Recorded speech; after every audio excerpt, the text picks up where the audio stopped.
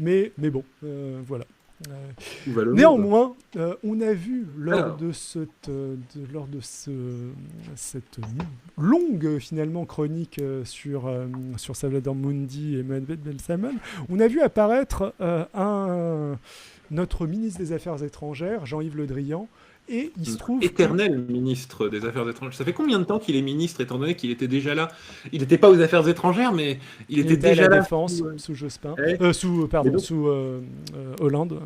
il va avoir été ministre continuellement pendant 10 ans. Ouais, Ça, exactement. c'est Et ça, c'est on un... va, enfin, on y reviendra un petit peu. Je pense qu'on pourra expliquer un petit peu notre private joke de tout sauf Jean-Yves Le Drian un petit peu plus Voilà. tard. Voilà. Ok, Mais donc, déjà, parlons un peu du second sujet. David, quel est le second sujet? eh bien, le second sujet, c'est les Rafales. Alors, les Rafales, cet avion est né d'une tentative de projet européen de créer un énorme avion, enfin pas un énorme, de créer un Un avion chasseur, un avion de chasse du 21e siècle. exactement. Euh, Projet qui a malencontreusement, lamentablement échoué. J'aime bien ce petit passage où donc tous les Européens se mettent d'accord et les Allemands et les Anglais proposent une répartition des tâches, la direction technique aux Britanniques, la direction industrielle aux Allemands, la direction financière aux Italiens, la négociation des contrats aux Espagnols et la présidence du consortium aux Français et cette citation de Claude Carlier. Les Britanniques nous ont invités comme on invite une dinde à Noël. Les Français ne voulaient pas la présidence du consortium. Peut-être voulaient-ils la négociation des contrats. On était en vrai, on n'était pas encore. Quoique 99, non 99, on est sous Jospin. Il y a une bonne partie il y a une bonne partie de la négociation qui se fait sous Mitterrand. Il y en a peut-être une partie qui se fait sous Balladur. Bon, cette vanne sur la négociation des contrats et la manière dont les Français négocient des contrats d'armement n'est pas si importante que ça. Finalement, il va y avoir les Français vont faire bande à part et vont faire le Rafale de leur côté, tout en prétendant tout en prétendant. On trouve sur Wikipédia une trace disant, écrite par je ne sais qui, disant que l'avion européen finalement c'était un mauvais plan et que les Français ont eu bien raison de faire bande à part et de créer ce Rafale qu'on a mis bien longtemps à donner. Et tout ça a donné lieu à ce petit avion qui n'est pas un Rafale, ça c'est l'autre avion qui a été L'Eurofighter fait, Typhoon. qui est l'Eurofighter Typhoon. Regardez comme c'est moche. Regardez comme c'est pas français. Là, il y a des roues, mais c'est n'importe quoi. Puis il a des ailes. Franchement. Regardez, le mec là, il a mal au genou. On le voit. Exactement. Donc nous, de notre côté, Montre-nous un vrai avion.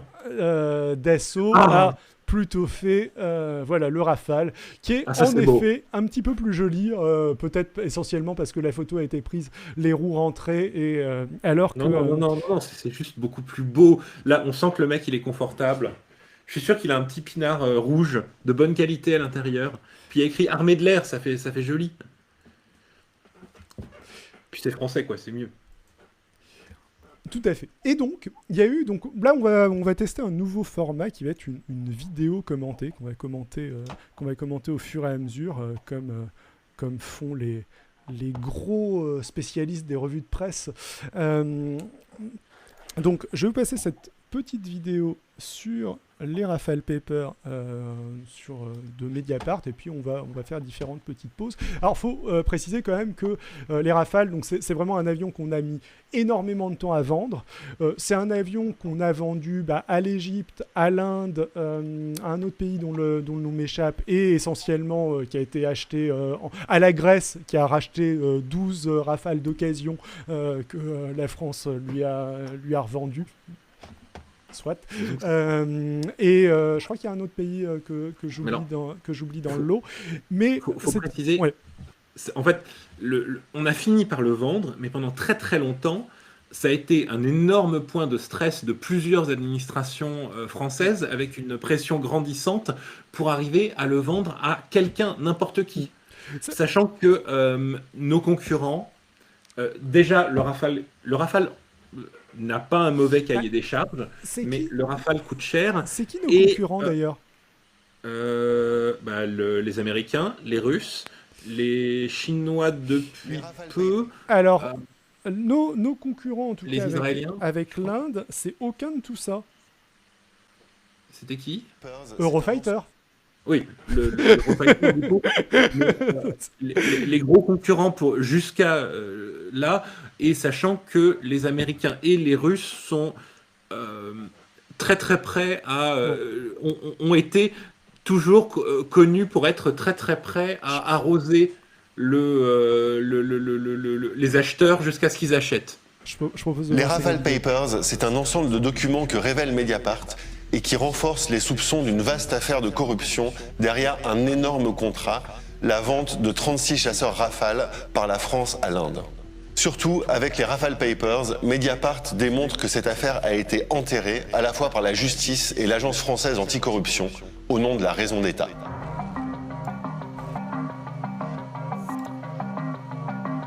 Le Rafale, c'est l'avion de chasse de l'armée de l'air fabriqué par Dassault, l'une des sociétés les plus influentes de France. Cet avion, la France et Dassault veulent absolument l'exporter, notamment à l'Inde. Après des années de négociations, le 23 septembre 2016, c'est chose faite. Le ministre de la Défense, Jean-Yves Le Drian, signe le contrat avec son homologue indien et en présence du PDG de Dassault, un gigantesque contrat à 7,8 milliards d'euros sur la vente de 36 Rafales, tous fabriqués en France. C'est un grand succès pour Dassault et ses partenaires industriels comme Safran, Thales et MBDA, mais aussi pour le président socialiste François Hollande et deux de ses ministres, Jean-Yves Le Drian, le ministre de la Défense, et Emmanuel Macron, qui était à l'époque ministre de l'économie. Je pense qu'on peut faire déjà une petite pause.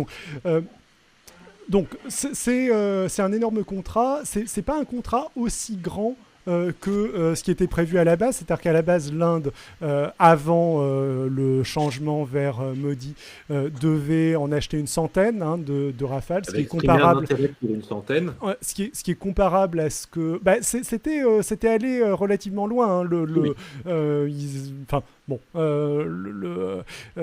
Il dans y a ce genre de eu, contrat, tant que le il y a eu pognon n'est rétro. pas arrivé, Pardon? mais dans ce genre de contrat, tant que le pognon n'est Ouais. pas arrivé, Oui, mais bah, ce qui s'est passé aussi, ils vont peut-être y revenir un petit peu après, mais ce qui s'est passé entre autres, c'est que bah, Modi a voulu imposer ses propres intermédiaires qui n'étaient pas les mêmes que les intermédiaires qu'il y avait précédemment. Tu peux avec remettre la cam l'administration précédente. Exactement. Bon, il y a eu une renégociation à la baisse du nombre de contrats. Entre autres, il y avait pas mal d'enjeux sur le fait de produire les Rafales en question en Inde. Au passage, j'ai l'impression qu'il y a de l'écho. Je ne sais pas exactement pourquoi, mais je relance. L'image est très belle, mais les coulisses de ce contrat sont compromettantes. Ah, bah, Exemple.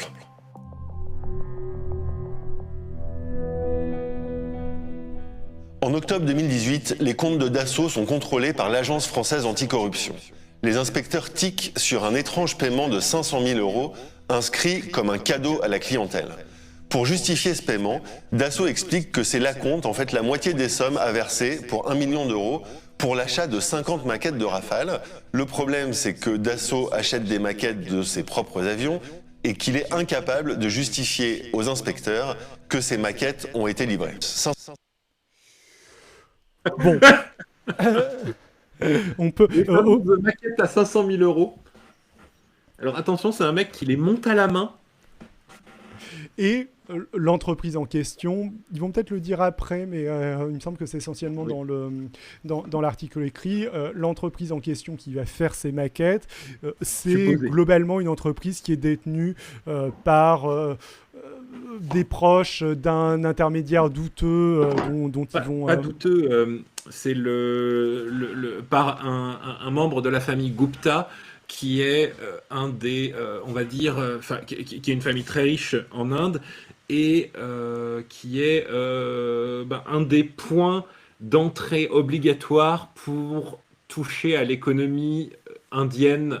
Enfin, je sais pas comment dire. Bon, bah, c'est des gens très riches qui sont spécialisés dans le fait de prendre une commission pour te donner accès au marché public indien. C'est des facilitateurs, entre autres, à côté de ça. 500 000 euros, c'est énorme pour un... Adrien, tu es sur haut-parleur là? Oui. Parce que je pense que j'ai le son de Mediapart par... Ah oui, pardon. cadeau, d'autant que la jurisprudence dit que quelques centaines d'euros peuvent suffire à caractériser des faits de corruption. Contre toute logique, l'Agence française anticorruption n'a pas signalé ces faits à la justice. Contactés par Mediapart, ni l'Agence anticorruption, ni Dassault ne nous ont répondu. La société qui est supposée avoir fabriqué ces maquettes pour Dassault s'appelle Dev6. C'est une société indienne qui non seulement n'est pas du tout spécialisée dans ce genre de choses, mais qui en plus appartient au clan Gupta, des intermédiaires indiens bien connus de la justice, puisque l'un des membres de la famille est mis en examen en Inde dans une autre affaire de vente d'armes. Et c'est ce même intermédiaire, Sushen Gupta, qui a aidé Dassault pour le contrat des Rafales. Quand l'Inde annonce qu'elle va conclure un contrat pour 36 Rafales, Eurofighter, le concurrent malheureux de Dassault sur l'appel d'offres, tente de revenir dans la course en proposant un rabais de 20%. C'est là que Sushen Gupta intervient. Mediapart révèle que l'intermédiaire s'est procuré des documents confidentiels du ministère de la Défense indien, par exemple cette fameuse offre d'Eurofighter avec le rabais de 20%. Ce document aide Dassault à revoir son offre à la baisse et à décrocher in fine le contrat. 6 mois plus tard, Sushen Gupta est récompensé. Dev6 Solutions, la société qui appartient à sa famille, reçoit 1 million d'euros de Dassault officiellement pour fabriquer les 50 maquettes.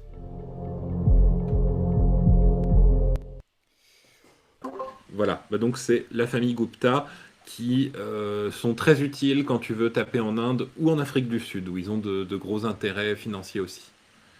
Et effectivement, un versement d'1 million d'euros, là, c'est très très très clairement un remerciement de service occulte. Alors, par contre, les sommes, par rapport aux sommes qu'on a vues avec l'affaire libyenne, c'est peanuts, quoi. Enfin, c'est peanuts, mais très honnêtement, ça se faisait un peu moins récemment, mais c'est très très très clairement du business as usual pour des contrats d'armement de cette taille-là. Remercier en fait, les pays entre eux ne jouent pas selon les règles. Et pour se faire concurrence entre eux, beaucoup de choses qui sont illégales localement sont tolérées quand tu commences à faire à l'international. Yep. Corrompre des proches du pouvoir. Je relance.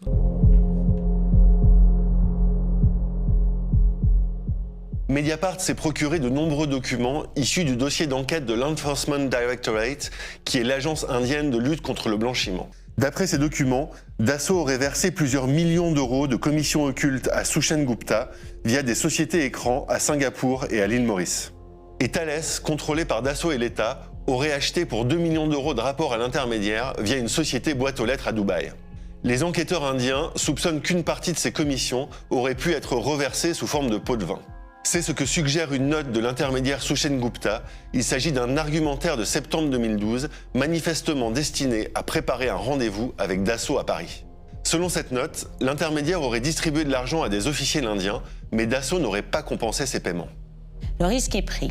Vous avez un agent, on a payé. Maintenant, faites en sorte que tout soit légal et propre. Pas d'argent, pas de décision. Vous êtes content parce que j'ai dépensé de l'argent. Et maintenant, vous êtes fâché parce que vous devez payer. Vous n'auriez pas dû commencer. Maintenant, vous devez finir. L'intermédiaire assure qu'il n'y a aucun risque. Le cash vient d'ailleurs et n'est pas connecté. Alors où est le problème? La suite de la note est encore plus explicite. Je ne peux pas m'arrêter maintenant, c'est trop tard. Je dois de l'argent et des promesses à des gens. Des gens en fonction demandent de l'argent. Si on ne paye pas, ces gens vont nous mettre en prison et là on sera vraiment fini. Le deal sera abandonné.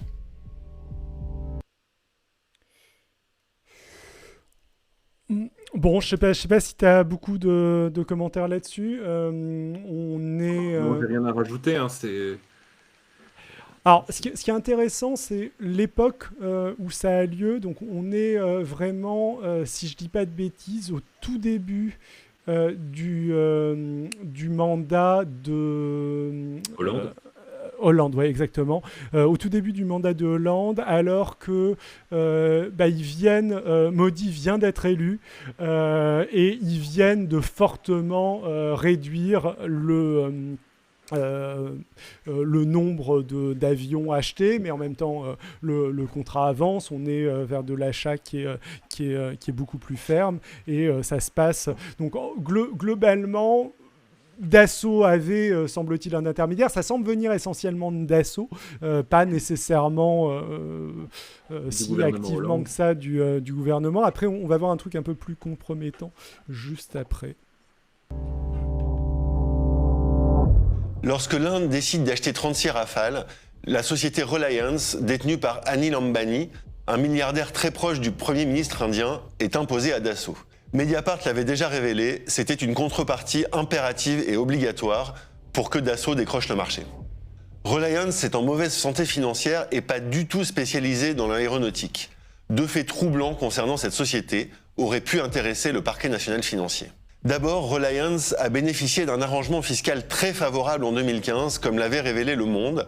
Au lieu d'un redressement de 151 millions d'euros, la société n'a payé finalement que 7 millions, c'est 20 fois moins. À l'époque, c'est Emmanuel Macron qui est ministre de l'économie et selon Le Monde, le patron de Reliance l'aurait rencontré pour qu'il intervienne en sa faveur auprès du fisc français. Autre fait troublant, pile au moment où François Hollande arrive en Inde le 24 janvier 2016, Reliance annonce avoir financé pour 1,6 million d'euros un film coproduit par la compagne du chef de l'État, l'actrice Julie Gaillet. Le parquet national financier... Je te remets. Non, c'est juste pour... Je rigole. Oui,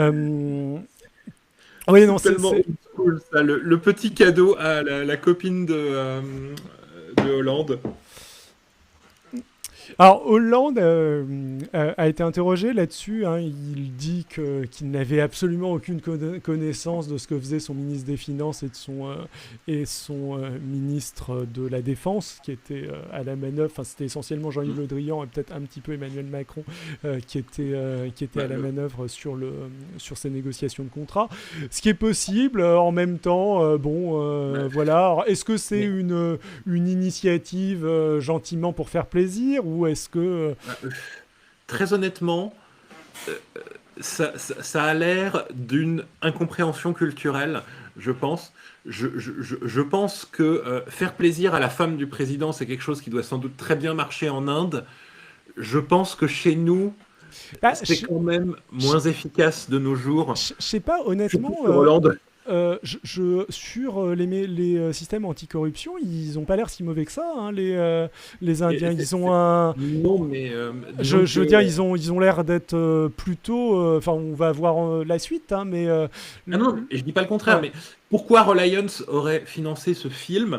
Je pense que c'est une incompréhension culturelle ou un geste, mais je ne vois pas Hollande solliciter ça, quoi.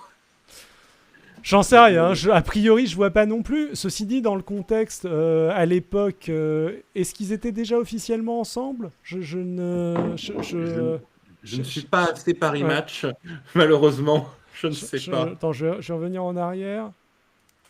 Autre fait troublant, pile au moment où François Hollande arrive en Inde le 24 janvier 2016, Reliance annonce avoir financé pour 1,6 million d'euros un film coproduit par la compagne du chef de l'État, l'actrice Julie Gaillet. Le parquet national financier a été alerté à 2 reprises par l'ONG anticorruption Sherpa et s'est penché sur le dossier. Rien du tout. En juin 2019, la patronne du parquet national financier, Eliane Houlette, classe sans suite pour absence d'infraction, et ce, contre l'avis d'un de ses adjoints qui était chargé de l'enquête. Selon nos informations, ce procureur adjoint a refusé de signer le classement sans suite. Il a dit en interne qu'il aurait été incapable de le motiver. Eliane Houlette n'a fait aucune vérification. Tout ce qu'elle a fait, c'est de recevoir en off dans son bureau l'avocat de Dassault sans rédiger de procès-verbal. Concernant la possible intervention de Macron en faveur du partenaire indien de Dassault, la patronne du PNF s'est là encore contentée d'un coup de fil informel. Elle n'a demandé aucun document officiellement à Bercy. Dans Paris Match, Eliane Houlette avait évoqué la raison d'État. On ne peut quand même pas tirer partout. Il faut bien peser les choses, préserver les intérêts de la France, la marche des institutions. Contacté, Eliane Houlette a refusé de répondre à nos questions.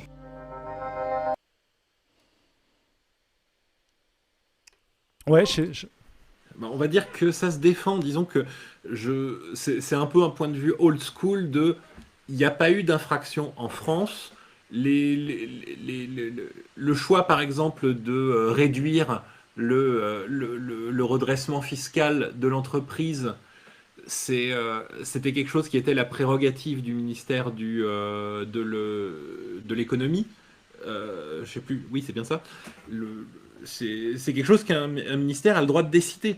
Et à partir du moment où la chose a été faite pour faciliter des signatures de contrats qui ont bénéficié à la France, un procureur a le droit, justement, c'est sa prérogative de décider de poursuivre ou pas, de considérer qu'il n'y a pas d'infraction.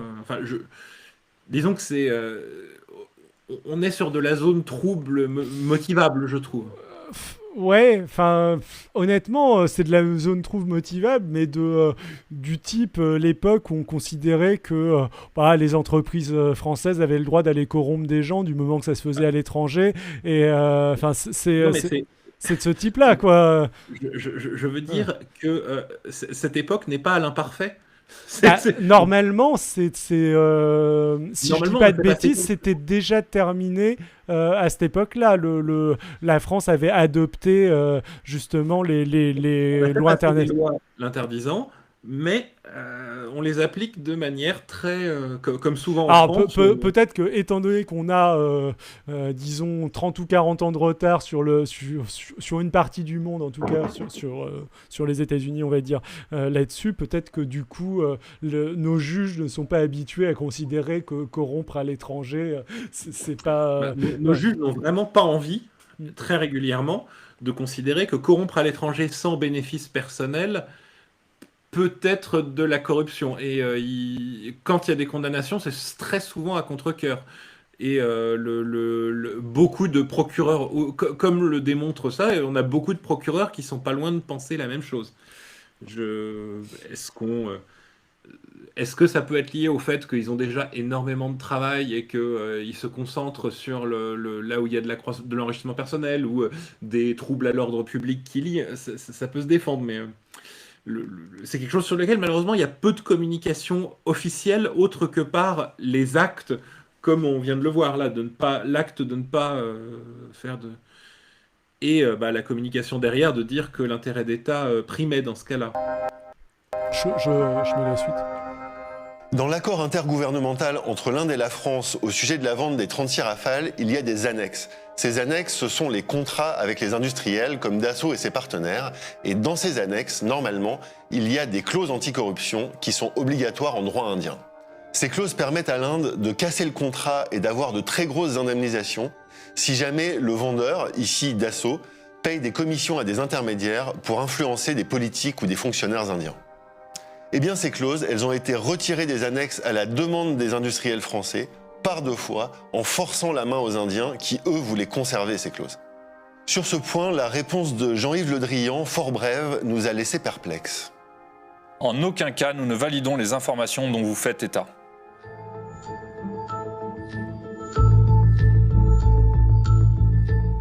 C'est une affaire majeure parce qu'elle révèle l'ampleur des... Ouais, attends, désolé. En fait, je te coupe à chaque fois parce que j'ai un écho qui passe par ton ordi en fait quand je mets je me coupe moi-même en fait. Alors je sais pas, c'est peut-être, je comprends pas. Bon, bref. Donc, juste pour dire, très très honnêtement, là, les Français ont demandé, enfin, ce qui me semble absolument évident, c'est que les Français ont demandé à ce qu'on retire les clauses sur la corruption pour se protéger, parce qu'on leur demandait de verser des pots de vin, et pour se couvrir, le gouvernement indien voulait laisser la clause. Et donc, il s'ouvrait à ce que le gouvernement indien, après, casse le contrat avec les énormes pénalités, après leur avoir réclamé les pots de vin. Je pense pas que Dassault soit pour le plaisir aller voir les plusieurs proches de Modi, quoi. Bah, ce qui semble être le cas, enfin la chronologie semble être que dès 2012, Dassault corrompait en gros des officiels indiens via le clan Gupta pour obtenir le contrat. En gros, ce qu'ils ont obtenu, c'est des infos sur la proposition concurrente qui était la proposition d'Eurofighter. Ils ont eu d'autres choses. Hein. Ils ont chopé ça, mais ils ont sans doute chopé beaucoup d'autres choses. Oui, soit. Mais c'est entre autres ça. Et ça, du coup, ça a commencé en 2012, donc mais oui, ça revient au même, mais ce que je veux dire, c'est que c'est pas le gouvernement, c'est pas évident que ce soit le gouvernement indien qui leur ait demandé des pots de vin. Il est possible que ce soit... Ça a dû devenir inévitable, je pense, et donc c'est une...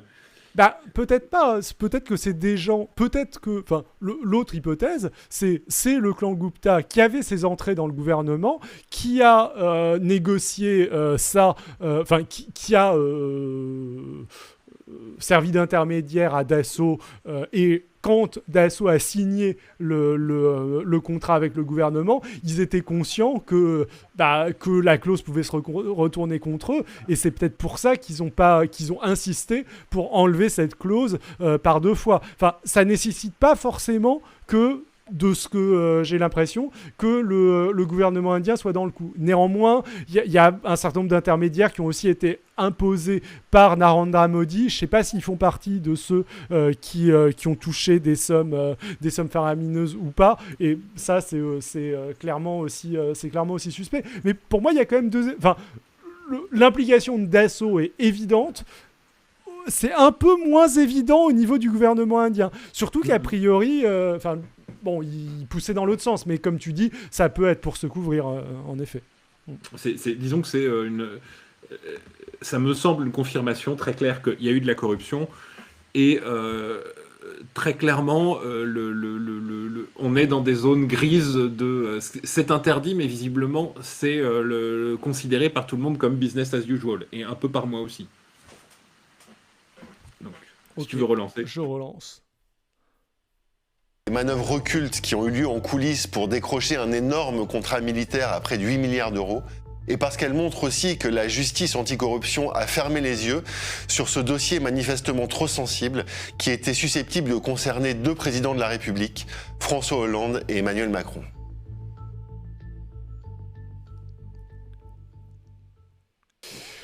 Moi, il y a 2-3 trucs aussi que je trouve relativement intéressants à ce niveau-là. Il y a entre autres le fait que j'en sais rien, je sais pas, au vu de... le premier truc, si jamais on compare ça aux affaires de Sarkozy, clairement, c'est peanuts. C'est peanuts. Il n'y a pas de doute là-dessus, avec les informations qu'il y a. C'est pas grand-chose. Ceci étant dit, il y a quand même plusieurs trucs.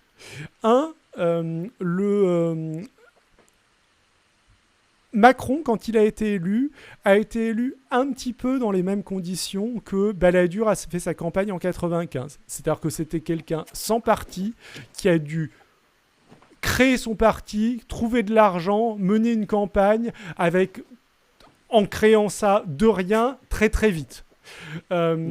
Ça a attiré pas mal de suspicions. Il y a pas mal de gens qui ont mené des enquêtes en se disant qu'il avait sûrement obtenu de l'argent de manière plus ou moins illégale. Il y a eu des trucs relativement limites, des gros donateurs, etc. Mais pour le moment, il n'y a rien eu d'horrible découvert à ce niveau-là, ou alors j'ai zappé l'info, mais je pense vraiment pas. Ouais, ceci étant du cordon bleu, mais c'est tout. Oui. Ceci étant dit, c'est pas non plus complètement absurde de se dire que il pourrait y avoir de l'argent qui vient d'un contrat pareil. Ça ressemble beaucoup à le genre de contrat qui aurait financé des campagnes électorales dans un temps pas si lointain. Ouais, exactement. Mais là, pour le moment, il n'y a pas d'éléments qui vont dans ce sens où je les ai zappés. Il n'y a pas de réseau d'intermédiaires mystérieux. Disons que si on a payé ces intermédiaires-là, c'est assez clair les services qui ont été rendus, et aucun ne semble avoir d'intérêt à avoir renvoyé des rétrocommissions en France, au premier regard. Je suis d'accord. Après, il y a un autre truc. Alors, c'est plus une blague qu'autre chose, mais Adrien et moi, on a l'habitude de faire une blague en utilisant régulièrement l'expression tout sauf Jean-Yves Le Drian. Pourquoi ? Parce que Jean-Yves Le Drian, sous Hollande et sous Macron, a toujours été un ministre un petit peu spécial. Du type, pendant les régionales, sous Hollande, il me semble, il y avait une règle de non-cumul des mandats où un ministre ne pouvait pas être à la fois président de région et Hollande a dû se faire interroger par un journaliste, mais ou un officiel quelconque du PS s'est fait interroger sur un journaliste à ce niveau-là. Mais Jean-Yves Le Drian, il est président de Bretagne. Il est exactement dans ce cas-là. Oh oui, mais vous savez, Jean-Yves Le Drian est extrêmement apprécié dans sa région. Allez demander à un Breton ce qu'il pense de Jean-Yves Le Drian. Enfin, genre évitement et multiples compliments. Régulièrement, il y a des règles qui sont imposées et les règles, elles s'appliquent à tout le monde. Sauf Jean-Yves Le Drian. C'est aussi l'un des ministres de Hollande qui a survécu à Hollande et qui est resté dans le gouvernement Macron. Je suis même pas sûr qu'il y en ait d'autres. On lui demandait, mais alors, vous allez garder des ministres de Hollande ? Il a dit non, bien sûr que non. Sauf Jean-Yves Le Drian. Et bon, nous on trouve ça rigolo. Mais après, ceci dit, voilà. Le fait qu'aucune règle ne s'applique à Jean-Yves Le Drian, ça pourrait coller avec quelqu'un qui négocie ce genre de choses, qui a ce genre de rôle et donc qui a un pouvoir sur des gens comme Macron ou Hollande de par ce qu'il sait. C'est très spéculatif, c'est borderline conspi, mais... On n'est pas du tout en train d'affirmer que c'est vrai. On n'est pas du tout oui, voilà. Il faut dire que il y a certaines apparences, on peut faire des rapprochements. Je pense, même pour aller plus loin, je ne pense pas que ce soit vrai. Mais néanmoins... Jean-Yves Le Drian, si vous m'écoutez, jamais. Tous sont corrompus, sauf vous. Ça peut être n'importe quel ministre, sauf Jean-Yves. Mais par contre, je pense que c'est quelque chose qui justifie que des journalistes aillent creuser dans ce sens-là et regardent davantage ce qu'il pourrait y avoir de l'autre côté. À vue de nez, je pense pas qu'il y ait un truc... Déjà, c'est impossible qu'il y ait un truc aussi grave que l'affaire Sarkozy-Kadhafi. Enfin, Hollande a été impliqué dans des guerres, mais enfin, il n'a pas fait la guerre avec l'Inde. Ça peut difficilement déboucher sur des trucs de type affaire Sarko-Kadhafi. C'est à peu près exclu. Après... Est-ce que c'est complètement impossible que la campagne de Macron ait été en partie financée par ce genre de choses avec l'aide d'un ministre de la Défense qui était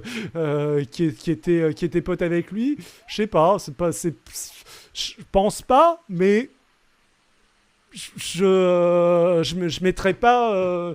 je devrais parier ma vie là-dessus. Je dirais que non, mais j'aurais peur pour ma vie quand même.